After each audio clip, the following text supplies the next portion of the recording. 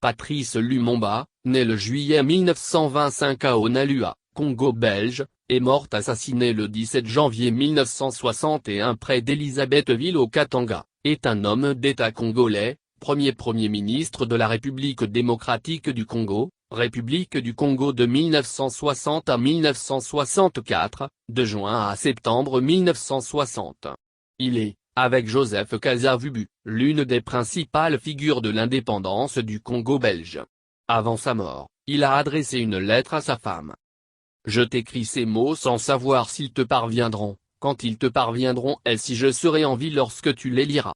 Tout au long de ma lutte pour l'indépendance de mon pays, je n'ai jamais douté un seul instant du triomphe final de la cause sacrée à laquelle mes compagnons et moi avons consacré toute notre vie. Mais ce que nous voulions pour notre pays, son droit à une vie honorable, à une dignité sans tache, à une indépendance sans restriction, le colonialisme belge et ses alliés occidentaux qui ont trouvé des soutiens directs et indirects, délibérés et non délibérés, parmi certains hauts fonctionnaires des Nations Unies, cet organisme en qui nous avons placé toute notre confiance lorsque nous avons fait appel à son assistance ne l'ont jamais voulu. Ils ont corrompu certains de nos compatriotes, ils ont contribué à déformer la vérité et à souiller notre indépendance. Que pourrais-je dire d'autre? Que mort, vivant, libre ou en prison sur ordre des colonialistes, ce n'est pas ma personne qui compte.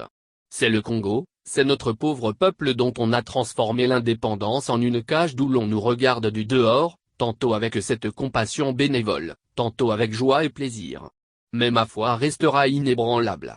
Je sais et je sens au fond de moi-même que tôt ou tard mon peuple se débarrassera de tous ses ennemis intérieurs et extérieurs, qu'il se lèvera comme un seul homme pour dire non au capitalisme dégradant et honteux, et pour reprendre sa dignité sous un soleil pur. Nous ne sommes pas seuls. L'Afrique, l'Asie et les peuples libres et libérés de tous les coins du monde se trouveront toujours aux côtés de millions de Congolais qui n'abandonneront la lutte que le jour où il n'y aura plus de colonisateurs et leurs mercenaires dans notre pays. À mes enfants que je laisse, et que peut-être je ne reverrai plus, je veux qu'on dise que l'avenir du Congo est beau et qu'il attend d'eux, comme il attend de chaque Congolais, d'accomplir la tâche sacrée de la reconstruction de notre indépendance et de notre souveraineté, car sans dignité il n'y a pas de liberté, sans justice il n'y a pas de dignité, et sans indépendance il n'y a pas d'homme libre. Ni brutalité, ni sévices, ni torture ne m'ont jamais amené à demander la grâce, car je préfère mourir la tête haute, la foi inébranlable et la confiance profonde dans la destinée de mon pays, plutôt que vivre dans la soumission et le mépris des principes sacrés. L'histoire dira un jour son mot, mais ce ne sera pas l'histoire qu'on enseignera à Bruxelles, Washington, Paris ou aux Nations Unies, mais celle qu'on enseignera dans les pays affranchis du colonialisme et de ses fantoches.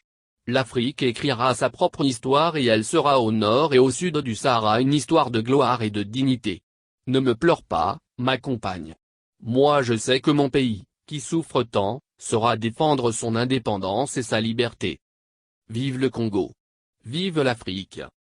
Patrice Lumumba.